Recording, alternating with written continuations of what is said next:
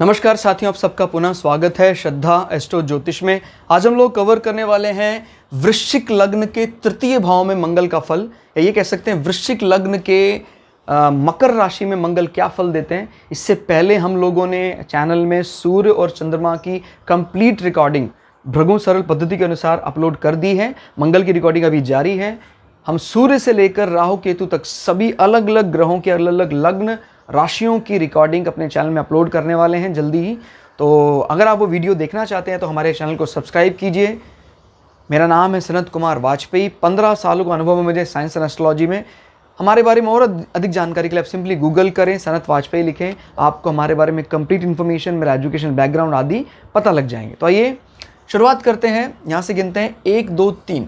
तृतीय लग्न से तीसरे भाव में मंगल बैठे हैं और इस लग्न का नेचर, वृश्चिक लग्न का नेचर भी हम ऑलरेडी चैनल में रिकॉर्ड करके अपलोड कर चुके हैं। मैं चाहूँगा कि आप प्लेलिस्ट सेक्शन में जाकर लग्न की पर्सनैलिटी को भी पहले पहचानें, उसके बाद ये वीडियो देखें तो और ज़्यादा सहूलियत होगी देखने में।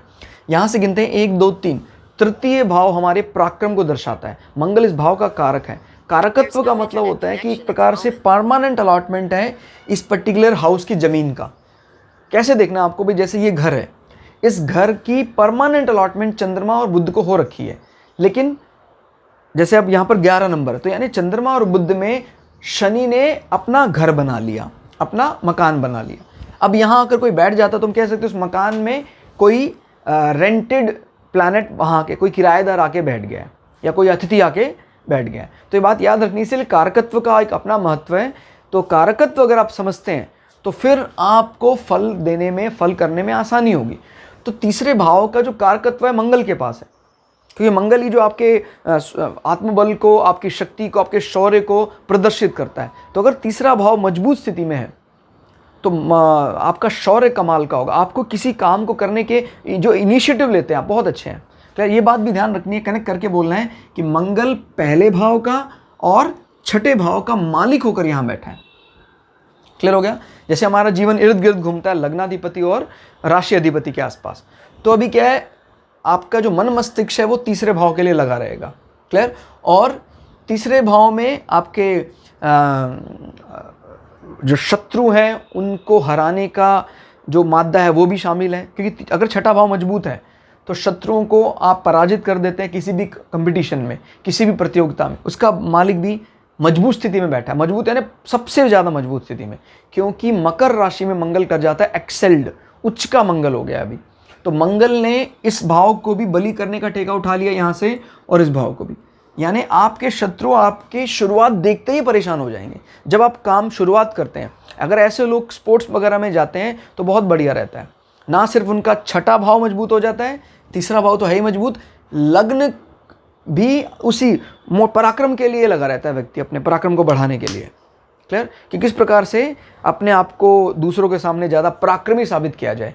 भाई बहन जो हैं वो भी आपके पराक्रम को बढ़ाने वाले होते हैं। प्राय तीसरे भाव में मंगल अगर थोड़ा भी खराब स्थिति में हो जाए तो भाई बहनों से अनबन हो जाती है। लेकिन मंगल जिस घर में बैठा है वो बहुत फेवरेबल है, यानी आपके छोटे भाई बहन आपको वैसा चाहते हैं कि आप वैसा बने। क्लियर? और मंगल अगर अच्छी स्थिति में तो अनावश्यक क्रोध नहीं करता है, उल्टा उस क्रोध को सही दिशा में लगाता है।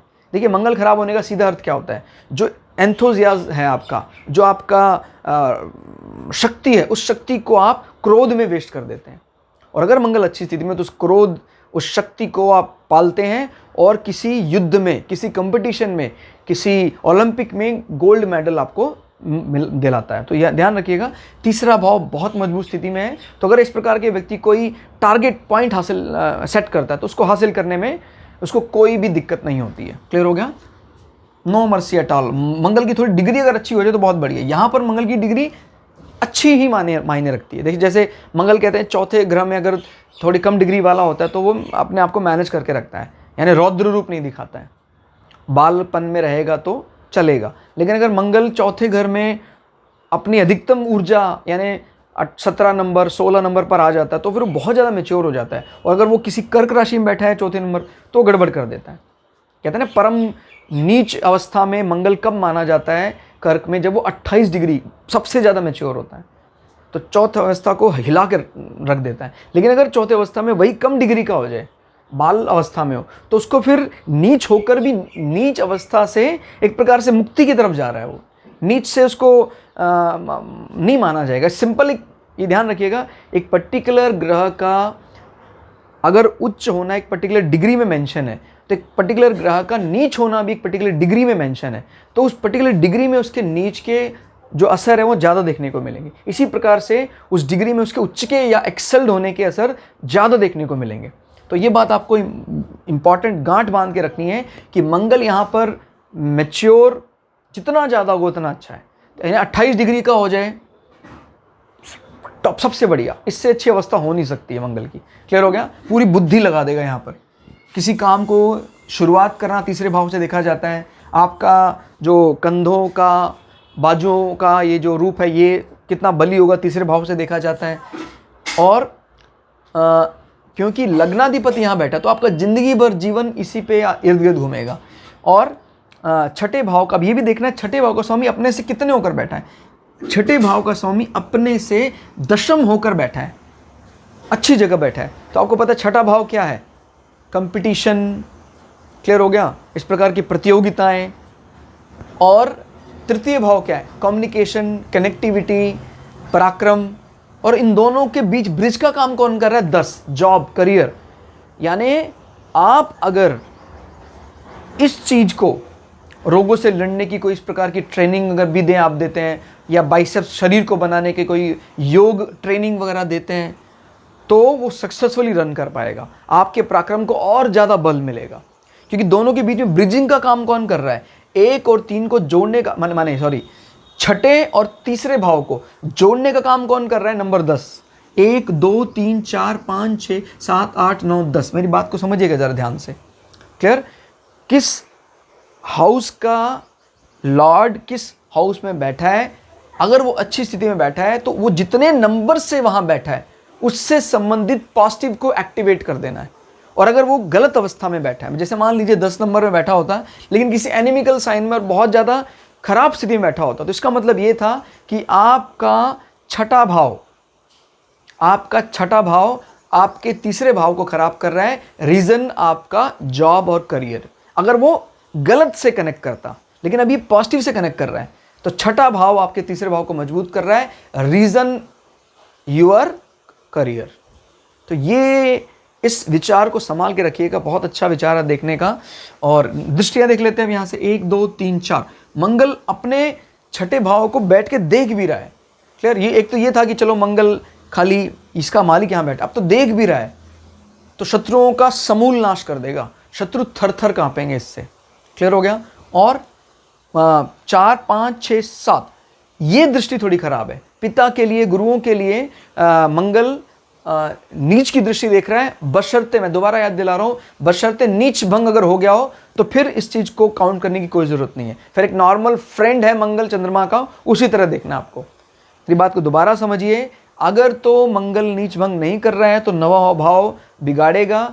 भाग्य बिगड़ने से फिर आपको दिक्कतें आती हैं। आपको ट्रायल बार बार करना पड़ता है। हालांकि जीतेंगे जरूर आप कंपटीशन में, क्योंकि मंगल बहुत बली होकर बैठा है, लेकिन भाग्य कमजोर होने का अर्थ होता है कि ट्रायल बार बार होंगे। एक बार नहीं बन पाए, एक्सेप्टेबल नहीं है, दूसरे बार 3-4 बार के बाद सेट बनता है। लेकिन अगर मंगल नीच भंग में है तो फिर आपको चिंता करने की कोई आवश्यकता नहीं है। ठीक हो गया? तो ये भाव आपके हायर रिसर्च, दूर लंबी यात्राएं करने में भी दिक्कत आती है। जैसे पता लगा बड़ी मुश्किल से हमने अपने गांव में कोई कबड्डी की कंपटीशन जीत ली, उसके बाद हमने किसी बड़े लेवल, फिर हम ट्राई कर रहे हैं, जब बाहर जाने के लिए बहुत दिक्कतें आ रही हैं अगर हमारा नवा भाव कमज़ोर है तो ये ध्यान रखना, नवा भाव आपके भाग्य को बताता है। और अगर नवा भाव मजबूत स्थिति में हो जाता है तो पहले दूसरे अटेम्प्ट में ही आपको कामयाबी मिल जाती है। ठीक हो गया? और ये 8वीं दृष्टि आपके कर्म क्षेत्र में, ये बहुत अच्छी दृष्टि है। यहाँ तीसरे भाव का स्वामी दशम भाव में, यानी अब तो पुष्टि कर दी इसने कि आपके जो ये जातक है जिसकी कुंडली है, आपके कर्म क्षेत्र में भी मंगल अपना अच्छा खासा प्रभाव रखेगा। सिंह राशि है, सूर्य इसके स्वामी है, और सूर्य और मंगल की अच्छी मैत्री है, और मंगल बहुत एक्सेल्ड किया हुआ है तीसरे भाव में, तो आपको भरपूर देगा जितना वो दे सकता है। तो ऐसी स्थिति की जो कुंडलियाँ होती हैं, मंगल अगर यहाँ बैठा हो तो बहुत मजबूत स्थिति हो जाती है। और कुछ ऐसने इसने छोड़ा नहीं बाकी देने के लिए, तो दोस्तों आज की इस क्लास में इतना ही। ये वीडियो आपको कैसा लगा आप कमेंट करके जरूर बताइएगा। वीडियो अच्छा लगे तो चैनल को सब्सक्राइब कीजिए, वीडियो को लाइक कीजिए। मिलते हैं अगले वीडियो में, तब तक के लिए जय श्री भगु पराशरा, जय श्री शुक्राचार्य, नमस्कार।